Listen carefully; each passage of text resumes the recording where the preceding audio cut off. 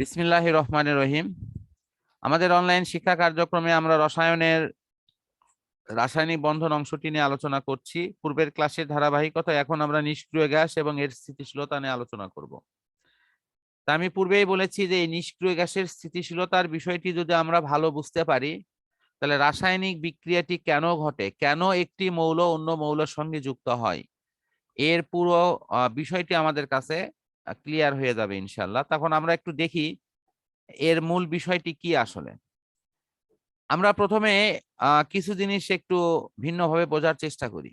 আমরা যে কাজ করি প্রত্যেকের কাজের পেছনে কিন্তু একটি উদ্দেশ্য থাকে।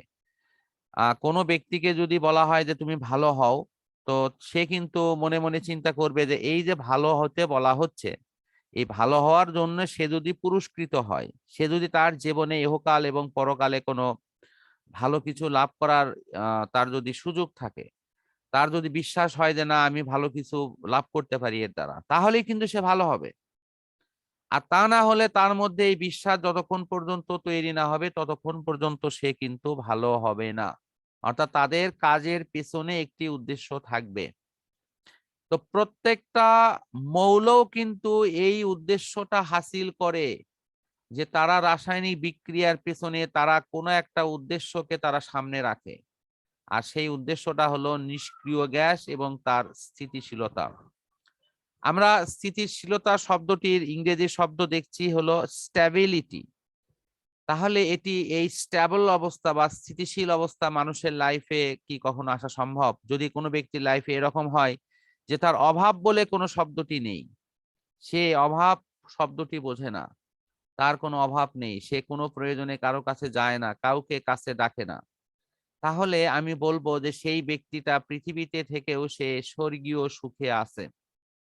কারণ পৃথিবী থেকে আমরা যখন পরপারে আল্লাহ তাআলার সেই কৃপায় যখন আমরা সেখানে যাব এবং সেখানে যদি আমাদের সেই মোক্ষম উদ্দেশ্যটি হাসিল হয়, তো বেহেশতে গেলে সুখের সবচেয়ে বড় স্তরটি হলো যে আমাদের কোনো অভাব থাকবে না। অর্থাৎ এই মৌলগুলো সেই অভাবহীন অবস্থায় আছে। এই যে নিয়ন, সে কোনো প্রয়োজনে কারো কাছে যায় না, কাউকে কাছে ডাকে না, সে পরম সুখে আছে। এখন এই পরম সুখে থাকার তার কারণটা কি? তার কারণটা হলো তার সর্বশেষ কক্ষপথে একটা বিশেষ গঠন আছে। এই গঠনটাকে এইভাবে দেখানো হয় অথবা এইভাবে দেখানো হয়। এখানে হয়তো তোমরা বলবা স্যারে যে এন লেখা আছে কেন? এন মানে হলো এন এর মান 1 হতে পারে, 2 হতে পারে, 3 হতে পারে, 4, যেমন এখানে এন এর মান হয়েছে 2, ভালো করে লক্ষ্য করো। এখানে এন এর মান হলো 3, এখানে এন এর মান হলো 4, এখানে এন এর মান 5, এখানে 6, এভাবে। অর্থাৎ এটি এমন ভাবে থাকে যে সর্বশেষ কক্ষপথে এই 8টি করে ইলেকট্রন থাকার ফলে এদের লাইফে এই ধরনের স্থিতিশীলতা আসছে। কি স্থিতিশীলতা আসছে?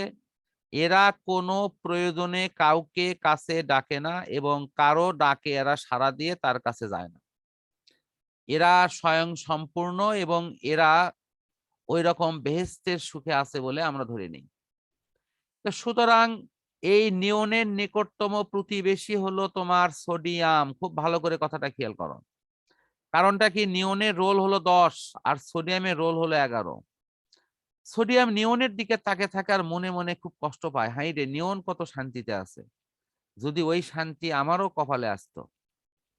ঠিক তেমনি ক্লোরিন, সে 17 নম্বর মৌল, সেও কিন্তু তোমার আর্গনের মতো হতে চায়, কারণ আর্গনের রোল হলো 18। আর্গন শান্তিতে আছে, এই শান্তি ক্লোরিনও চায়। আমরা একটু বোর্ড শেয়ার করে দেখি যে দুই ধরনের শান্তির জায়গা কোথায় আর অশান্তির জায়গাটা কোথায়। ফার্স্ট হলো সোডিয়াম, এটি 11 নম্বর মৌল এবং নিয়ন হলো তোমার 10 নম্বর মৌল। তো নিয়নের ইলেকট্রন বিন্যাসটি আছে 2 এবং হলো 8। তারপরে সোডিয়ামের ইলেকট্রন বিন্যাস হলো 2, 8 এবং হলো তোমার 1। তাহলে এখন সোডিয়াম চিন্তা করতেছে এটাই যে আমার ওই সর্বশেষ কক্ষপথে একটা ইলেকট্রনই মনে হয় আমার একটা সমস্যার কারণ। এটা তার সোডিয়ামের মধ্যে কিন্তু এই চিন্তাটা কাজ করতেছে। এরপরে আছে হলো তোমার ক্লোরিন। ক্লোরিন এটা 17 নম্বর মৌল। এই এটা যেমন হলো 10 নম্বর মৌল, এটা 11 নম্বর মৌল। আর ক্লোরিন হলো তোমার ইলেকট্রন বিন্যাসটা আছে 2, 8 এবং সর্বশেষ হলো 7। আর 18 নম্বর মৌল হলো আর্গন। এই আর্গনের ইলেকট্রন বিন্যাসটা এরকম 2, 8, 8।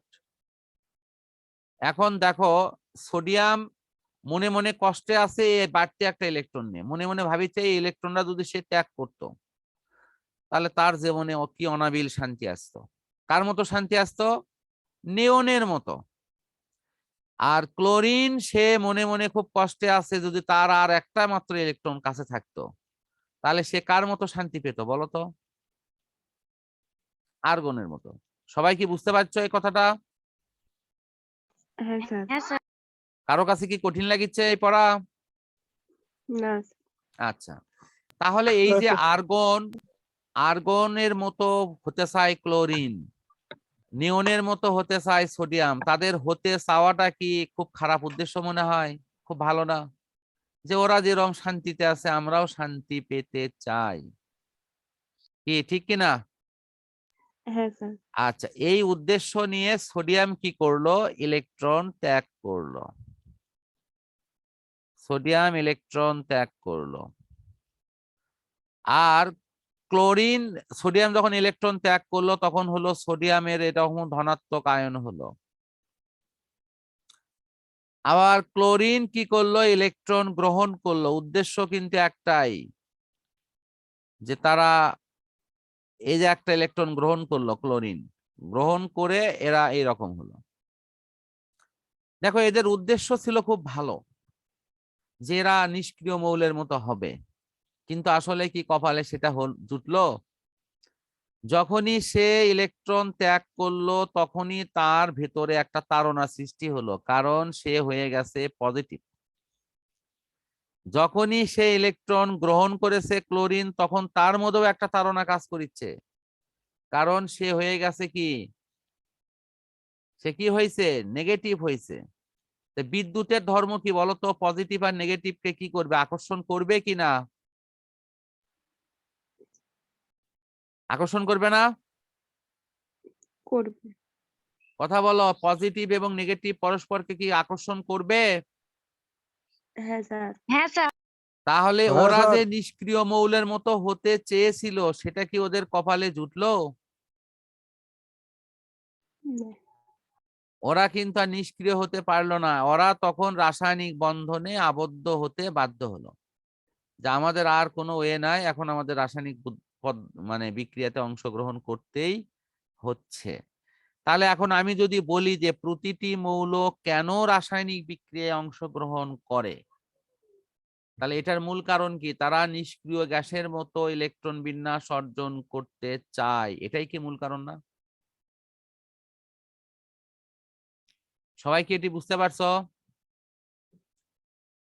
হ্যাঁ স্যার। তাহলে আজকে আমাদের এই অংশের মধ্যে পড়া হলো দুইটা পার্ট, একটি হলো নিষ্ক্রিয় গ্যাসগুলোর ইলেকট্রন বিন্যাসের উপর আলোচনা, আরেকটি হলো নিষ্ক্রিয় গ্যাসের মতো ইলেকট্রন বিন্যাস অর্জনের মধ্য দিয়ে অন্য মৌলগুলো কিভাবে রাসায়নিক বিক্রিয়ায় অংশগ্রহণ করে।